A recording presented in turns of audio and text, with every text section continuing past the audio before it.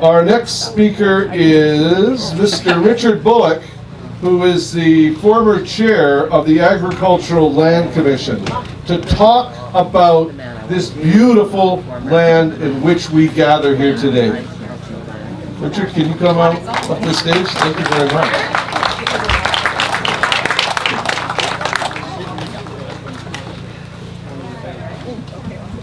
I'm a short little guy. Thank you very much for first of all inviting me. And the first thing I want to say is, and it's a lesson for all of us, that if you believe in what you're doing and you get fired for what you're doing, you'll wind up on a podium with David Suzuki and Chief Bullock.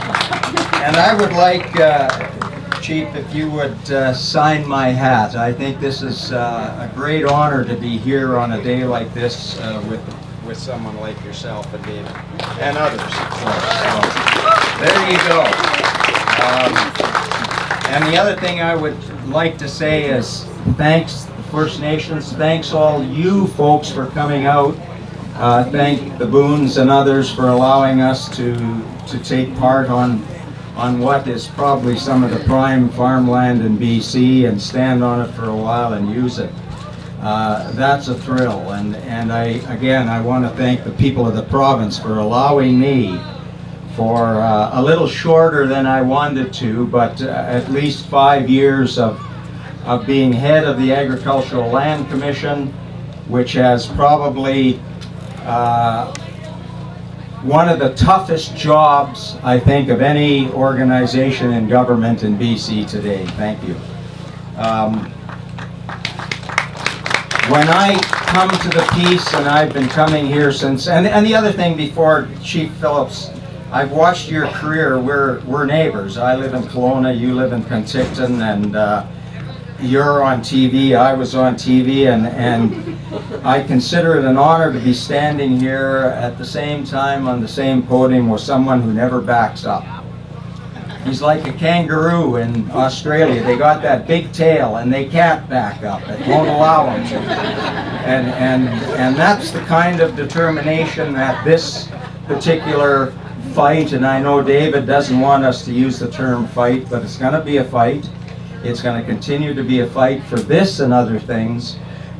We need to get our tails behind us, firmly set, and no one's going to push us back. All right? That's important. And the other thing is, I've heard a number of people came up to me today and said, I heard you on the radio saying that I heard flooding the Peace River Valley is a sin against humanity.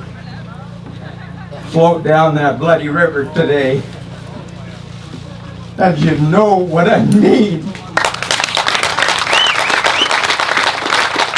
This valley is too important for us to be filling it with water. That is the Peace River. Let it run in peace. Let it run like they intended it to. This river has given enough. This valley does not need to give another inch.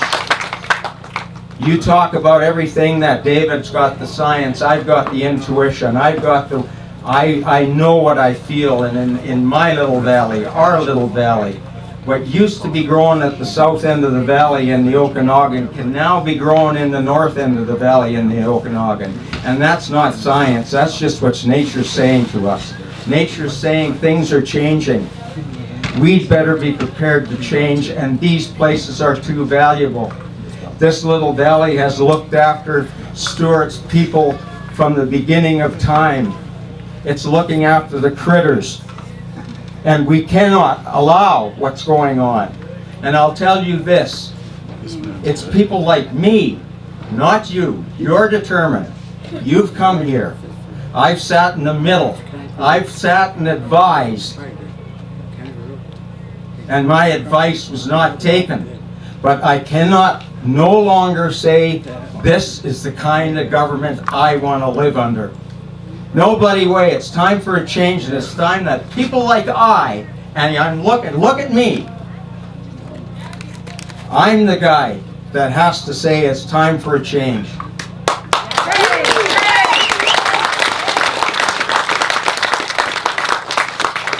And the other thing I want to say, it's time for us. I'm an old bugger. We're talking about grandchildren. I've got them. We've got to get, and you've got to get, the grandparents and the parents here have to get the young people out to vote. We've got to get them out. This is their world we're talking about.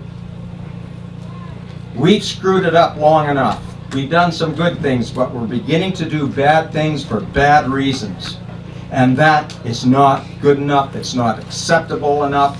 And we've got to get the people that this is important for, and that's my grandchildren, your grandchildren. I travel around this province and people would talk to me, why are you doing this with the ALC? And I said, well, my determination as I see it is not to look after the concerns of today, but to look after the 7 generations down the road that aren't here yet, and that need to be here, and need to be looked after, and need to breathe the air that David was talking about, need to be able to feed themselves from this glorious land. This land can grow anything, believe me. I've made a livelihood from growing things. I know this stuff. Give me this land. Give it to me now or give it to me in 100 years. It'll perform as the creators have put it here for us to perform. But let's not cover it in bloody water. That's the sin against humanity, and I will not have it. And I will stand up and tell them that. Thank you for coming out. Thank you, Stuart, for what you've done. I know you're sometimes considered a stubborn son of a bitch, but keep doing what you're doing, because we all need it. And the other thing I'd like to say is, government is not listening to you and I. They're listening to the First Nations through the courts of this land. All right? And the wheel has turned, and our support has to go to the place that's going to be effective. And that's back these folks up. All right? And that's what we'll do. If you need something, call. Thank you very much for the invite. And what a beautiful part of the world. This isn't just this for this part of the world. This is special for this globe. There are places, I've been places, they talk about floating down the Amazon. Float down this river on a day like today. There's nothing like it. This is a World Heritage Site, and they want to put water on top of it. That's bullshit.